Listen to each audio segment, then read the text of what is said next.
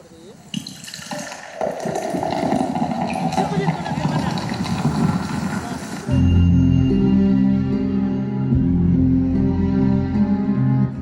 ఈ పనులు? మీ ఇంట్లో వాళ్ళు బాగా చదివి పేరు తెస్తారని అనుకుంటారు. మీరేమో ఇలా తాగుతూ ఫుడ్ అంతా వేస్ట్ చేస్తున్నారు. మీరు వేస్ట్ చేసే ఫుడ్ ఒక రైతు ఎన్ని నెలలు కష్టపడితే వస్తుందో మీకు తెలుసా? ఒక్క క్షణం వేస్ట్ చేసే ముందు ఆలోచించండి. మీ ఫాదర్ ఏం చేస్తారా? Doctor sir, software sir, business sir. మరి మీ ఫాదర్ రా? మా ఫాదర్ చిన్న పని చేస్తారు సార్. అదేంటి? మా ఫాదర్ చిన్న ఫార్మర్ సార్. ఏంటి రైతు పని చేస్తాడని చెప్పడానికి అంత సిగ్గెందుకు? ఇప్పుడున్న పిల్లలు మీరు ఏమవుతారంటే అందరూ డాక్టర్, ఇంజనీర్, పోలీస్, టీచర్ అంటారే కానీ ఒక్కడు కూడా నేను రైతుని అవుతానని అన్నారు. మీకు ఎంత చెప్పిన అర్థం కాదులేదు. వెళ్ళు.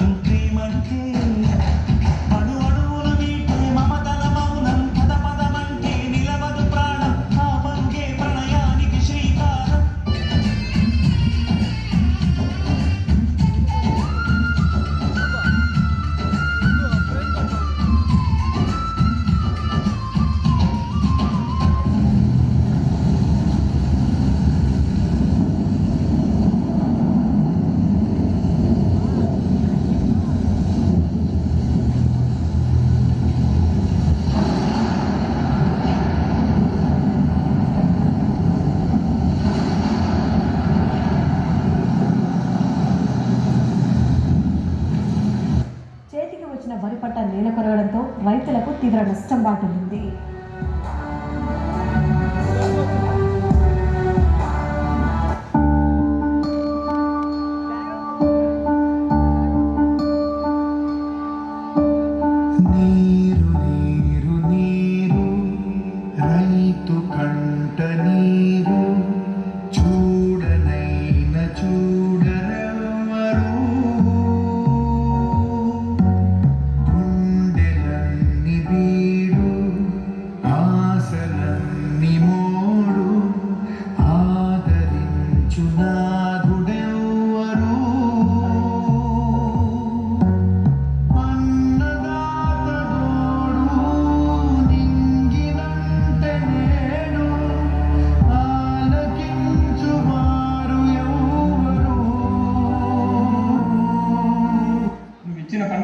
తీసుకున్న అప్పుకి ఏమాత్రం సరితూగలేదు. మిగిలిన అప్పు కూడా తీర్చి నీ పొలం పత్రాలు తీసుకెళ్ళు.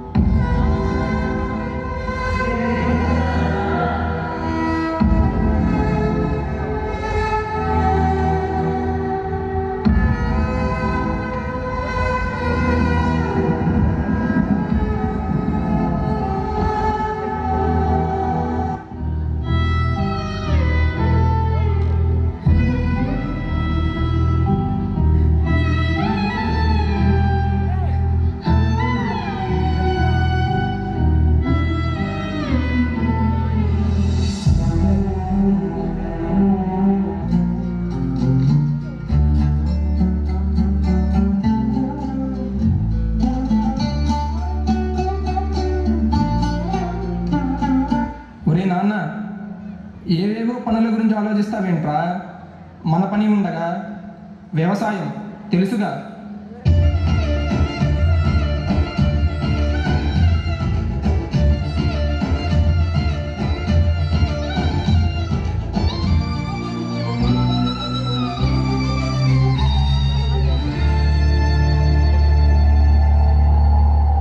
దరిదాటి ఉరకలు వేసే ఏననికైనా తెలిసిందా తనలో ఈ ఉరవడి పెంచిన తొలిచిన కేదంటే చిరిపై ఎగిరే వరకు చేనుకు మాత్రం తెలిసిందా తనలో కనిపించే కళలకు తొలి పేదంటే.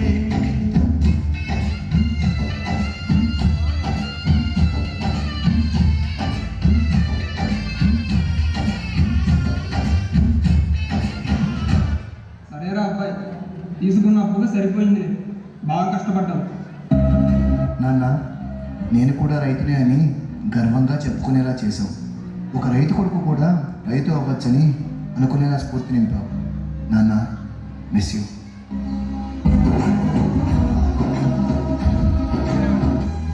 వ్యవసాయాన్ని మించిన సాయం ఆ దేవుడు కూడా చేయలేడు.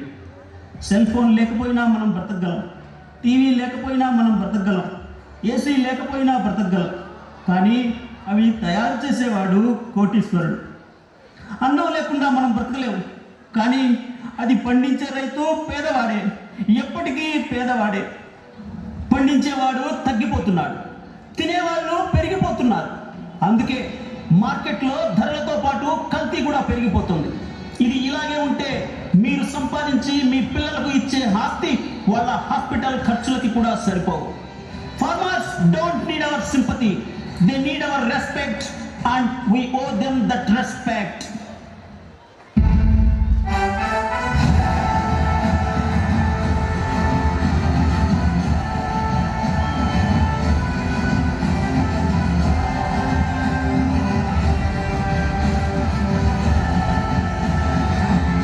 Powerful people come from powerful places.